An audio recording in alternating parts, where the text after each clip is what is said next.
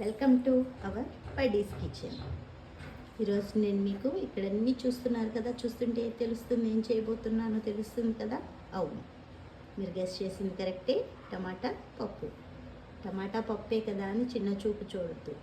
నేను చెప్పిన ప్రాసెస్లో ఒకసారి చేసి చూడండి. చికెన్ కంటే కూడా ఇదే టేస్టీగా ఉందని ఇంకొక ముద్ద ఎక్స్ట్రానే తింటారు.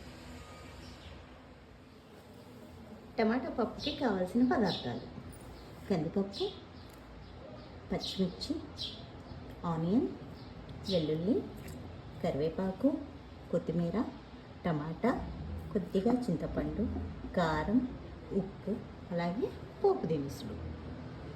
ఇప్పుడు ప్రాసెస్లోకి వెళ్దాం. కందిపప్పు కడిగేసుకున్నాను, అలాగే ముక్కలు కట్ చేసేసి పెట్టుకున్నాను. కొత్తిమీర, టమాటా, పచ్చిమిర్చి, ఆనియన్స్, అలాగే వెల్లుల్లి కూడా కట్ చేసి పెట్టుకున్నాను. ఇప్పుడు ప్రాసెస్ స్టార్ట్ చేద్దాం. కందిపప్పుని శుభ్రంగా కడిగేసుకున్న తర్వాత అందులో టమాటాలు, కట్ చేసుకున్న టమాటాలు, పచ్చిమిర్చి, కొద్దిగా ఆనియన్స్ వేయడం వల్ల పప్పు ఎంత టేస్ట్ ఉంటుందంటే చాలా టేస్ట్ వస్తుంది. కొత్తిమీర, అలాగే కొద్దిగా కారం వేసేసుకొని దానితో పాటు కొద్దిగా కరివేపాకు వేసేసుకున్నాం కదా. కరివేపాకు తర్వాత కొద్దిగా చింతపండు. ఇప్పుడు ఇవన్నీ ఇందులో వేసేసుకొని ఎప్పుడైనా గుర్తుపెట్టుకోండి, దీన్ని చాలా ఇలా మెత్తగా కలిపేసుకోండి. ఇలా కలుపుకోవటం వల్ల పప్పుకి ఇందులో మనం ఏమేమైతే ఇంగ్రీడియంట్స్ వేసామో అవి మొత్తం కందిపప్పుకు పడతాయి. ఆ పట్టిన దాన్ని మనం ఏం చేస్తాం, ఇప్పుడు కుక్కర్లో పెట్టేసుకొని 3 విజిల్స్ వచ్చిందాకా పెట్టుకున్నామంటే ఆ పప్పు టేస్ట్ ఏంటి అనేది మీకే తెలుస్తుంది. ఫ్రెండ్స్, మీ అందరికీ తెలుసు, నేను కొత్తగా స్టార్ట్ చేశాను. దయచేసి నా ఛానల్ని సబ్స్క్రైబ్ చేయండి, అలాగే గంట సింబల్ ప్రెస్ చేయండి. ఎందుకంటే ఏ నోటిఫికేషన్ వచ్చినా కానీ మీకు ఫస్ట్ రీచ్ అవుతుంది కాబట్టి. అలాగే లైక్ కొట్టండి. Thank you.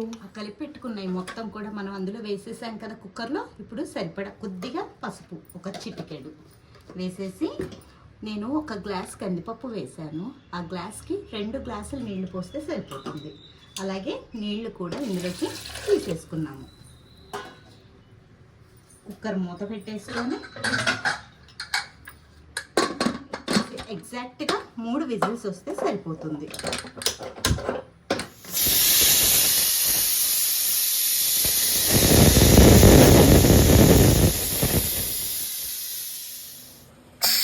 చూస్తున్నారు కదా, వేడి దిగిపోయింది.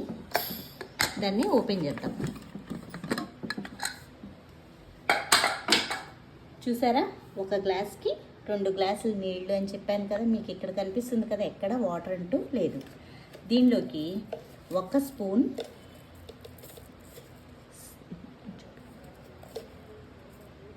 సాల్ట్ పడుతుంది. 1 స్పూన్ సాల్ట్ వేసేసాను. ఇప్పుడు దీన్ని మెత్తగా మెదిపేసుకుందాం.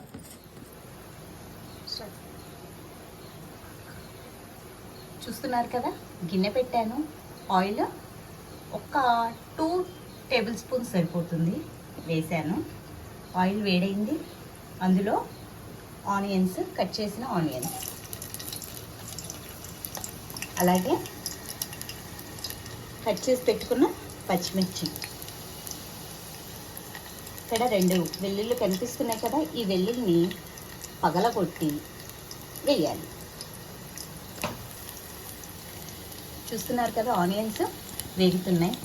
వెల్లుల్లి ఇలా నలుపుకోవాలి. నలిపేసిన వెల్లుల్లి వేసేస్తున్నాను.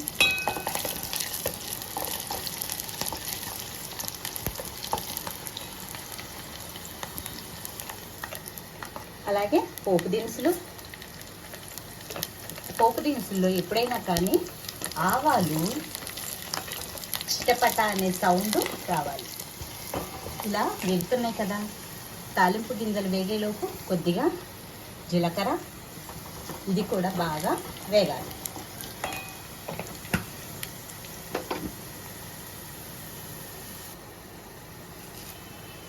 అలాగే కొద్దిగా కొత్తిమీర,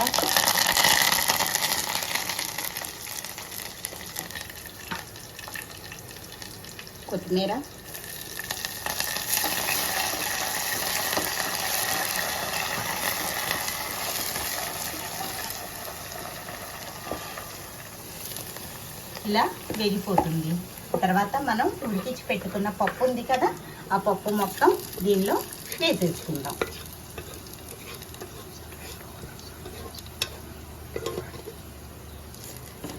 ఆ వేసుకున్న పప్పుని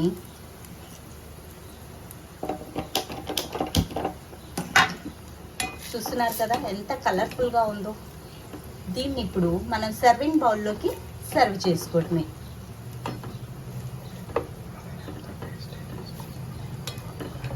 చూస్తున్నారు కదా పప్పు. ఇప్పుడు మీరు చూడండి, ఎంతో టేస్టీ ఎమ్మీగా ఉండే టమాటా పప్పు ఎంత చక్కగా కనిపిస్తుందో. దీన్ని మనం వేడివేడి అన్నంలో ఆ పప్పు వేసుకొని, దానితో పాటు కొత్త ఆవకాయ పచ్చడి వేసుకొని, ఆవకాయ పచ్చడితో పాటు ఒక చుక్క నెయ్యి వేసుకొని అలా కలుపుకొని తింటూ ఉంటే ఆహా అని చెప్పేసేయచ్చు. అవునా కాదా? ఇప్పుడు దీన్ని మనం సర్వింగ్ బౌల్లోకి సర్వ్ చేసుకుందాం. గుమగుమలాడే టమాటా పప్పు రెడీ. చూడండి ఎంత చక్కగా కనిపిస్తుందో. ఇప్పుడు కనుక ఒక ముద్ద అన్నం కలుపుకొని తింటే ఉంటుంది వారెవ్వా అని పక్కాగా అనొచ్చు. నేను ఏ రకంగా అయితే మీకు చూపించానో అలాగే చేసి చూసి కామెంట్స్ పెట్టండి. బడీస్ కిచెన్ సబ్స్క్రైబ్ చేయండి, లైక్ చేయండి, గంట సింబల్ నొక్కండి. ఎందుకంటే ఏ నోటిఫికేషన్ వచ్చినా కానీ మీ దాకా రీచ్ అవుతుంది కాబట్టి. Thank you.